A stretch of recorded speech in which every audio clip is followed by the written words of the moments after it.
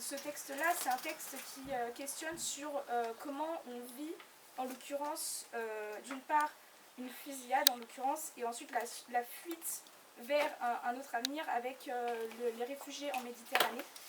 Et ce texte, du coup, joue sur la balance entre la danse de la paix, celle qu'on construit pour vivre en paix, et la danse macabre qui est celle des balles, celle de la guerre. Donc si vous m'autorisez, je vais prendre le temps de vous le lire et après on passera à la suite. Ça fait une petite pause en plus.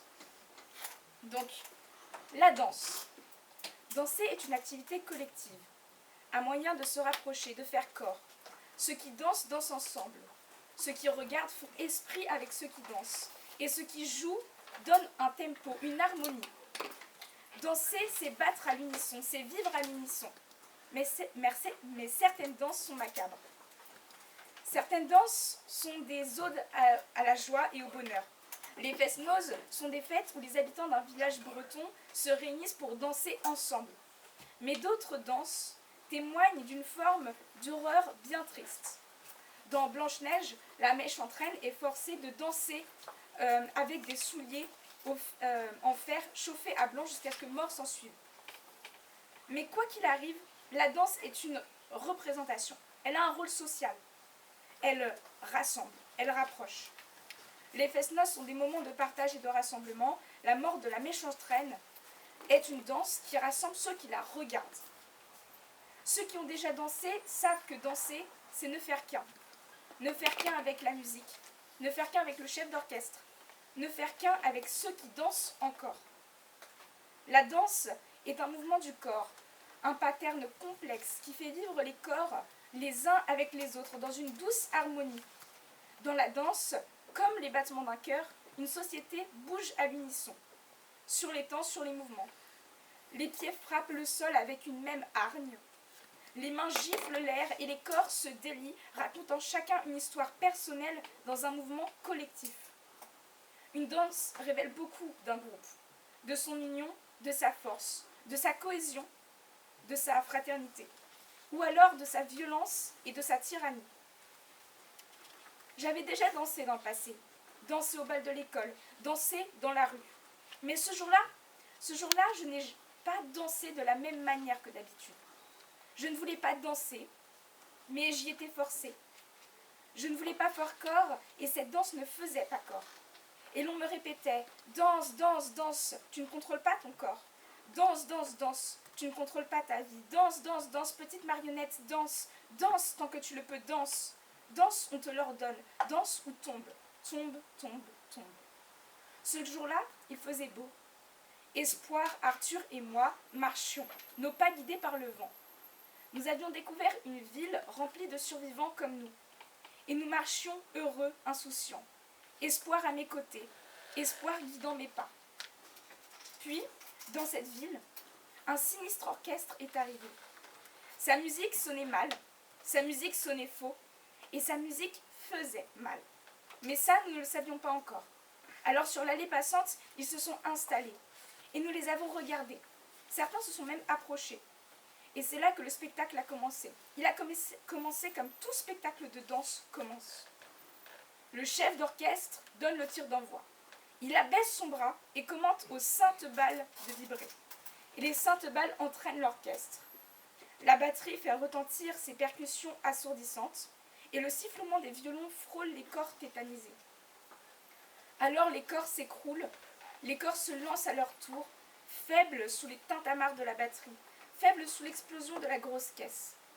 Les corps se dérobent, forts dans leurs mouvements. Certains tombent.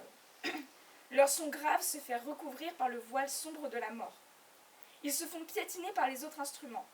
D'autres, plus vifs, se mettent à courir. Ces corps-là amènent le cœur à chanter. Ils amènent le cœur à crier. C'est alors que la danse commence. Les balles sifflent et se balancent. Elles nous invitent à rentrer dans la cadence. Puis les cris et les pleurs terminent ce tableau de malheur. La musique lugubre nous rattrape. Et ces instruments de la mort nous poursuivent comme des chiens de chasse après un cerf. Et dans la peur, je suis emportée par la foule qui, dans la mort, ne fait qu'un tout en étant séparée. Chacun ne pense qu'à soi-même. Mais nos pas sont les mêmes. On tombe, on fuit. D'abord un pas de chat, puis un pas de bourré. Et la foule qui s'essouffle sans camisole. Certains prient, certains pleurent, d'autres essaient de se cacher, tous fuient. Un corps tombe, puis un autre. Mais nos bourreaux ne cessent pas de jouer. Les corps tournent et s'entraînent les uns les autres dans une valse macabre. Espoir s'accroche à moi et à Arthur. Les balles sifflantes et stridentes nous guident dans nos pas. Elles nous poussent, comme des marionnettes. Nous ne contrôlons plus nos corps. Nos pas sont forcés, notre fuite est forcée. Le pas est saccadé, brusque et rapide. Sa violence le rend dur à suivre. Chacun a un rôle. Ceux qui sont à terre jouent aux morts, d'autres sont morts. Il ne faut pas s'arrêter. Arrêter de danser, c'est arrêter de respirer. Si on arrête de danser, le mouvement s'arrête. Et si le mouvement s'arrête, le temps n'est plus. Le mouvement est la vie. Sans le mouvement, il n'y a pas de vie. Alors chacun joue son rôle. Chacun fuit dans le mouvement qui lui est intimé. Dans ce mouvement chaotique naît une forme d'harmonie. Mais pas l'une de ces belles harmonies, non. L'une de ces harmonies imposées, comme l'harmonie du silence, comme l'harmonie sociale des dictatures, où tout mouvement personnel conduit inévitablement à la mort. Cette harmonie, c'est celle des bourreaux qui forcent les victimes à courir derrière la lumière de la vie. Ces mêmes bourreaux qui dictent vie et mort. Dans ce chaos infernal, dans ce chaos infernal, le pas de l'enfant ne trouve pas sa place. L'innocence de ce dernier est anéantie et il s'écroule, prêt à se laisser engloutir. Dans ma fuite violente, je passe près des corps, des têtes, du sang. Et au milieu de ce champ funeste, au milieu de ces poupées inanimées, de ces visages défigurés, au milieu de toutes ces horreurs et de cette foule, au milieu de tout cela, une petite fille danse. Pas de la même manière que la foule. Ce n'est pas la danse violente de la fuite, ce n'est pas la danse de la peur, ce n'est pas ce dynamisme de survie qui l'anime. Non, sa danse est triste, désarticulée. Son petit corps, entouré par les autres, ne sait où se placer. Elle oscille d'un pied à l'autre, sur le point de tomber. Dans la nuée qui l'entoure, elle paraît une fleur dans une ville. Elle ne crie pas, elle ne pleure pas. Elle n'est pas là. Absente, son regard fixe de manière hébétée le corps de sa mère que la foule piétine sous ses yeux. Elle ne pleure pas, elle tangue. Et elle ne cherche plus à vivre. Le souffle de la vie semble s'être arrêté au moment où sa mère s'est écroulée. Et elle aussi, comme le fantôme d'elle-même, elle est prête à s'effondrer sur le sol, à devenir une de ces âmes errantes. En passant près d'elle, je vois le fil de sa vie, ce fil si court, si mince, sur le point de céder sous le poids de son malheur. Non, je ne peux pas. Mon pied stoppe, sa course effrénée, je me retourne. Je ne peux pas abandonner cette petite fille. Elle mérite de vivre. Au milieu de cette foule, son regard vide reflète l'horreur de l'humanité, l'horreur de ce que nous sommes devenus. Qu'est-ce qui justifie une telle violence? Qu'est-ce qui justifie une telle détresse? La haine de l'autre? La peur du différent? Ou notre cupidité? Pourquoi lui en faire payer le prix? Ô chers puissants de là-haut, gardez votre haine et vos richesses. Moi, j'ai bien assez de ma tendresse. Cette fille, je ne l'abandonnerai pas. Je me retourne et me fais emporter. Le courant du flot de haine s'oppose à moi. La haine nous pousse à nous entretuer. Et je nage à contre-courant, je lutte au milieu de cette marée humaine, de corps et de visages terrifiés. Je vois la petite fille. Son regard croise le mien, elle ne me voit pas. Un court instant, ses yeux vides de vie reflètent mon âme. J'y vois tout le poids de ma vie comme dans un miroir. Elle est comme moi. Je ne sais pas qui tu es, mais tu es comme moi. Regarde-moi dans les yeux, tu le verras. Mais la foule est trop forte. Son visage se désagrège et elle est tirée par la houle. Je la vois disparaître et je crie pour que ça s'arrête. Si l'innocence se noie, si l'enfance disparaît en chacun d'entre nous, que deviendrons-nous? Nous glorifions toujours la maturité, la discipline. Mais ce sont les enfants qui, de leurs yeux et leurs regards puissants, redonnent un sens à nos vies. Que ferons-nous une fois que nous les aurons tous détruits? Que deviendrons-nous? Que devient une société où les enfants naissent déjà grands? Elle périt, flétrie comme les fleurs qui reçoivent trop tôt la chaleur ardente de l'été. Je me précipite, comme si je ne voyais personne. Je me débats comme si je me noyais moi-même. Car je me noierais. Je me noierais si je laissais un enfant mourir. Je me noierais si je laissais un enfant souffrir.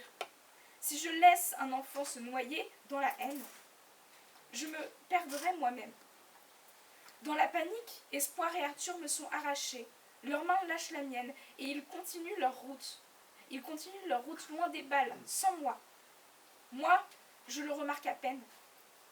Je me précipite vers la petite fille, et au moment où ses jambes allaient définitivement plier sous son poids, je la rattrape, je la serre dans mes bras, je la serre contre mon cœur, je la sens, et je sens son corps réagir et s'agripper à moi comme à la vie.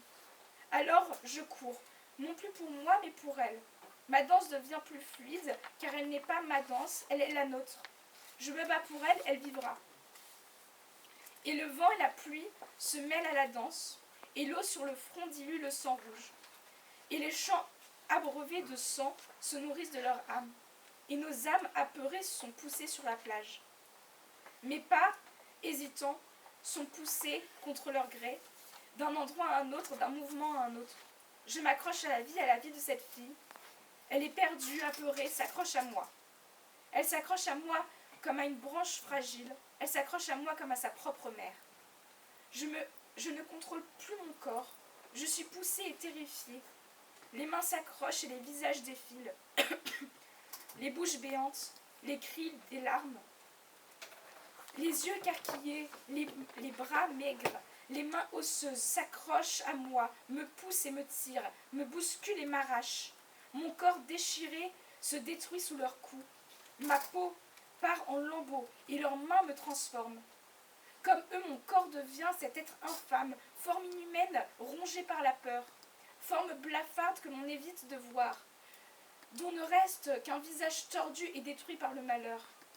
Nous détournons toujours les yeux de ce genre de visage, défiguré par l'horreur, gueule cassée, marqué à vie par la haine. Ce que l'on appelle les sans-cœurs, ces sans-visages, tout droit sortis de l'enfer.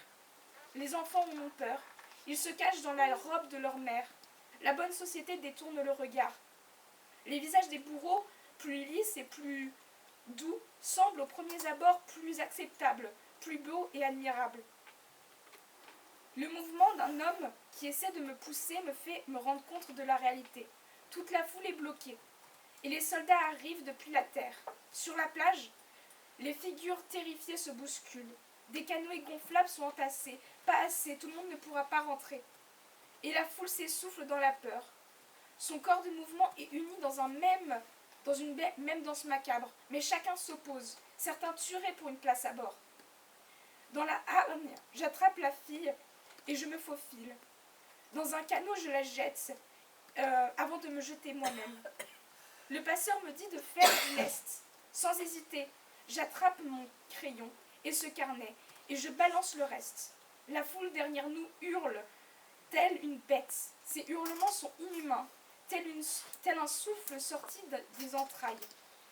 J'entends encore les lamentations et les pleurs, mais les cris cessent pour laisser place au sifflement des balles, puis au silence lourd de la mort. Je prends la fille dans mes bras, je lui couvre les oreilles. Le silence est parfois pire que le bruit. Le silence fait résonner l'horreur. Et dans le silence, les cris réapparaissent, comme les hurlements des âmes que nous avons abandonnées. Blottis les uns contre les autres, nous restons là pendant des heures. Nos cerveaux tétanisés ne se rendent pas compte de ce qui nous entoure. Puis, je réalise, nous sommes en pleine mer, loin de tout, sans vivre, sans eau. Et je regarde les visages autour de moi. Leurs yeux ne voient rien, leurs yeux sont partis, leurs âmes sont restées sur la plage, avec les cris des morts qui les tourmenteront à jamais. Je ne reconnais personne, et nous sommes perdus au milieu de rien, au milieu de l'océan, un océan de sang, un océan de mort, un océan de haine et d'horreur. Espoir, Arthur, où sont mes amis? Où sont Espoir et Arthur? Soudain je me lève. Le canoë surchargé tangue. Les autres m'ordonnent hystériquement de me rasseoir. Mais je ne peux pas. Je me mets à hurler à plein poumon. Espoir, espoir.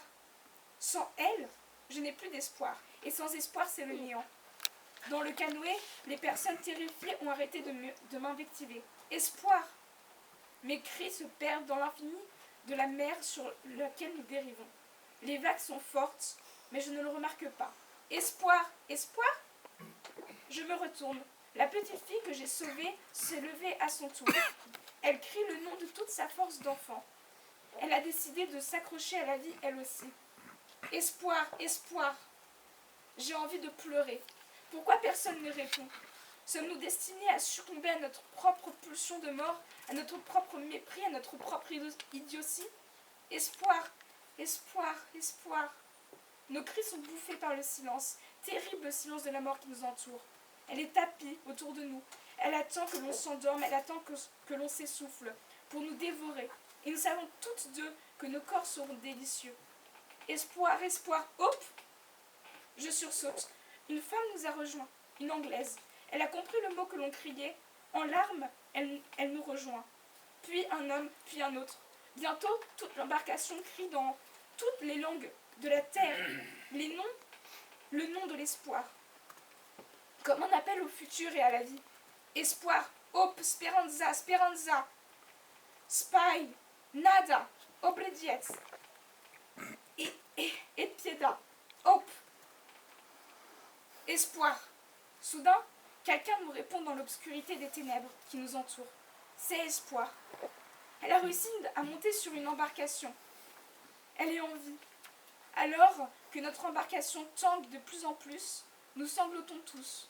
Nous pleurons de joie, car l'espoir fait vivre. Mais Espoir n'est pas dans notre embarcation. Et pendant que l'on appelle à la vie, la danse reprend, et plus forte et plus forte maintenant. C'est le vent qui encore ou à son tour, nous pousse et nous entraîne. Nos corps rentrent de nouveau dans la ronde. Encore et encore, projetés et balancés, encore et toujours des marionnettes de la vie, encore et pour toujours des vies sans lendemain. Et les vagues s'élèvent, et les vagues grondent. Ma seule amie Espoir, à travers les vagues, nous appelle à les rejoindre. Mais ce n'est plus notre voix. La ronde a repris, et nous sommes emportés loin de tout espoir. Notre bateau se fracasse contre les vagues, et une femme, puis un homme passe à tribord. Homme à la mer ! La petite fille m'échappe, s'agrippe et me tire. Elle m'amène dans la ronde, pour une dernière danse. Je me balance dans cette danse, et comme une enfant dans la foule, je me noie. Et je tombe, et je sombre dans l'abysse. Et mon nom sur cette terre disparaît à jamais. Je serre la petite fille, mes yeux se ferment. Espoir, elle, vit. L'espoir vivra. Et avec elle, la danse reprendra. Une belle danse. Pas celle des balles et des cris. Non, une danse de vie. Une danse fluide et heureuse qui fait rêver au lendemain. Une danse, celle que moi et cette fille, toutes blotties dans le froid du néant, nous imaginons dans nos cœurs ardents. Voilà.